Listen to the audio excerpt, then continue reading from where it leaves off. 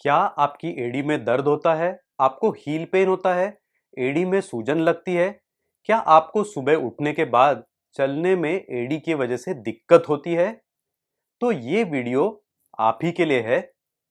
आज हम जानेंगे एड़ी में दर्द के कारण, एड़ी में दर्द क्यों होता है, एड़ी में दर्द हो तो क्या करें, एड़ी में दर्द के उपाय क्या है। ये सभी चीजें आज हम इस वीडियो में डिस्कस करेंगे। एडी में दर्द का सबसे कॉमन कारण है प्लांटर फेशियाइटिस। तो चलिए जानते हैं प्लांटर फेशियाइटिस के बारे में।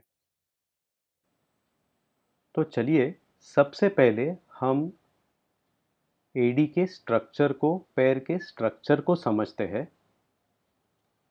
जैसा आप देख रहे हैं, ये जो हड्डी है, ये मेन एडी की हड्डी होती है। इसे कैल्केनियम कहा जाता है। इस कैल्केनियम से नीचे ये एक स्ट्रक्चर निकलता है, इसे प्लांटर फेशिया बोलते हैं। और इस हड्डी से पीछे के साइड पे और एक मसल रहता है जिसे एक्यूलिस टेंडन कहा जाता है। ये जो प्लांटर फेशिया है, ये पैर को सपोर्ट करता है और पैर के स्ट्रक्चर को मेंटेन भी करता है। तो ये प्लांटर फेशिया यहाँ से निकलता है एड़ी की हड्डी से और पूरे पैर में आगे तक जाता है। जैसा आप यहाँ देखेंगे, यहाँ से निकलता है ये और पूरे पैर में जाता है, फैन आउट हो जाता है पूरे पैर में, ताकि ये पैर के स्ट्रक्चर को चलते समय सपोर्ट कर सके। कभी कभी इस एरिया में जहाँ पे ये प्लांटर फेशिया एड़ी के हड्डी को, कैल्केनियम को चिपकता है, उस एरिया में सूजन आ जाती है और इसे तब प्लांटर फेशियाइटिस कहा जाता है और इसकी वजह से एड़ी में दर्द होने लगता है। जैसा आप यहाँ देख रहे हो, इसका दर्द एड़ी में इस जगह होता है। कभी कभी ये सूजन हड्डी बढ़ने की वजह से होता है। जैसा आप यहाँ देख रहे हो, ये एडी की हड्डी है कैल्केनियम और यहाँ पे ये हड्डी बढ़ी हुई है और ये एक्सरे में भी इस प्रकार दिख जाता है। तो जब एडी का दर्द हो, एडी का एक्सरे किया जाता है, तो ये एग्जैक्टली ये हड्डी बढ़ी हुई है कि नहीं, ये स्पर है कि नहीं, ये देखने के लिए ये एक्सरे किया जाता है। हमेशा हड्डी बढ़ी हुई चाहिए ऐसे ज़रूरी नहीं है। प्लांटर फेशियाइटिस या एडी का दर्द हड्डी के बढ़े बिना भी हो सकता है। इसमें होता क्या है एग्जैक्टली, तो एडी में दर्द होता है। सुबह सोकर उठने के बाद ये जनरली सबसे ज़्यादा होता है। तो सुबह उठने के बाद चलने के पहले कुछ स्टेप्स है वो बहुत दर्द वाले रहते हैं। 1-2 मिनट चलने के बाद दर्द कम हो जाता है। सेम चीज़ होती है बहुत देर बैठकर उठने के बाद, बहुत देर बैठेंगे तो उठते समय पहले की 4-5 स्टेप्स बहुत पेनफुल होती है और उसके बाद दर्द कम हो जाता है। तो क्या-क्या चीज़ों से प्लांटर फेशियाइटिस हो सकता है? क्या रीज़न्स होते हैं प्लांटर फेशियाइटिस के? एक मोटापा, अगर बॉडी का वज़न ज़्यादा हो तो एडी के ऊपर प्रेशर ज़्यादा आता है और उसकी वजह से प्लांटर फेशियाइटिस हो सकता है। ऐसे कार्य जिनमें लंबे समय तक खड़े रहने और चलने की आवश्यकता होती है, ऐसे जॉब्स जिसमें बहुत देर कंटिन्यूअसली खड़ा रहना होता है, वो एक रीज़न हो सकते हैं। प्रेगनेंसी में काफ़ी बार ये प्लांटर फेशियाइटिस चालू होता है। सपाट पैर या फ्लैट फुट, ये बहुत कॉमन रीज़न है प्लांटर फेशियाइटिस का। धावक या एथलीट में बार-बार एडी के ऊपर प्रेशर आने की वजह से, रिपीटेड माइक्रो ट्रॉमा बोलते हैं हम लोग, उसकी वजह से हो सकता है। अगर प्रॉपर फुटवियर ना हो, जूते बराबर ना हो, उसमें हो सकता है। और संधिवात के कुछ टाइप, एंकिलोजिंग स्पॉन्डिलाइटिस, इसमें भी यहाँ में सूजन हो सकती है। फ्लैट फुट एग्जैक्टली क्या होता है? जैसा आप यहाँ देखेंगे, ये एक पेशेंट है जिनका फ्लैट फुट है। जनरली पैर में और जमीन में एक अच्छी खासी गैप यहाँ पर रहती है।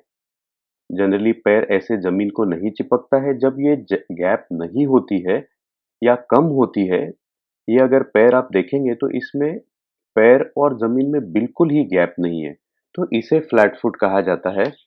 आपको कैसे समझेगा कि आपको फ्लैट फुट है या नहीं?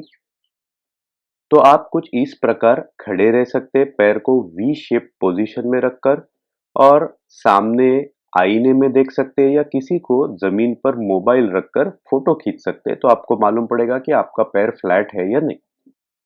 प्लांटर फेशियाइटिस का ट्रीटमेंट कैसे होता है? तो एक दवा, एनएसएआईडीज या प्लेन सिंपल लैंग्वेज में बोलेंगे जो पेन किलर है, उनका यहाँ पे इस्तेमाल होता है। पेन किलर सिर्फ पेन किलर नहीं होते, उनमें एंटी इन्फ्लेमेटरी प्रॉपर्टी होती है जो प्लांटर फेशियाइटिस में जो सूजन आती है प्लांटर फेशिया को वो कम कर सकती है। उससे सूजन कम भी होता है और दर्द भी कम हो जाता है। बर्फ का सेक कर सकते हैं, इसमें गरम का सेक नहीं करना होता है, बर्फ का सेक कर सकते हैं। और प्लांटर फेशिया के कुछ स्पेसिफिक एक्सरसाइजेस होते हैं, उससे इसमें आराम मिल सकता है। प्लांटर फेशिया के एक्सरसाइजेस का डिटेल वीडियो मैं जल्द ही पोस्ट करूंगा, जरूर देखिए। एक बेसिक एक्सरसाइज आज आप डेफिनेटली चालू कर सकते हैं। जैसे आप यहाँ देख रहे हैं, आइदर एक बॉल या बेलन रखना है जमीन पर और उसके ऊपर पैर पूरा आगे से पीछे तक रोल करना है। ये कब करना है? सुबह उठकर चलने से पहले करना है और रात को सोने से पहले करना है। सुबह उठकर चलने से पहले यानी जैसे ही आप उठते हो बेलन या बॉल बेड के बाजू में ही होना चाहिए। आपको जमीन पे पैर नहीं रखना है, पहले बेलन या बॉल का एक्सरसाइज करना है और फिर ही पैर जमीन पे रखकर चलना है। बेलन या बॉल की जगह पे आप एक बॉटल भी यूज कर सकते हो। बॉटल में पानी भर दीजिए, बॉटल फ्रिज में रख दीजिए ताकि ठंडे पानी से सुबह सेक भी साथ में हो जाएगा। पहनने के लिए एकदम नरम जूते या चप्पल पहनिए। और अगर फॉर्मल शूज पहनना जरूरी है आपके लिए तो ये सिलिकॉन हील कप पहन सकते हो। ये सिलिकॉन हील कप मेडिकल में मिलता है और एडी की जगह पर शूज में रखा जाता है।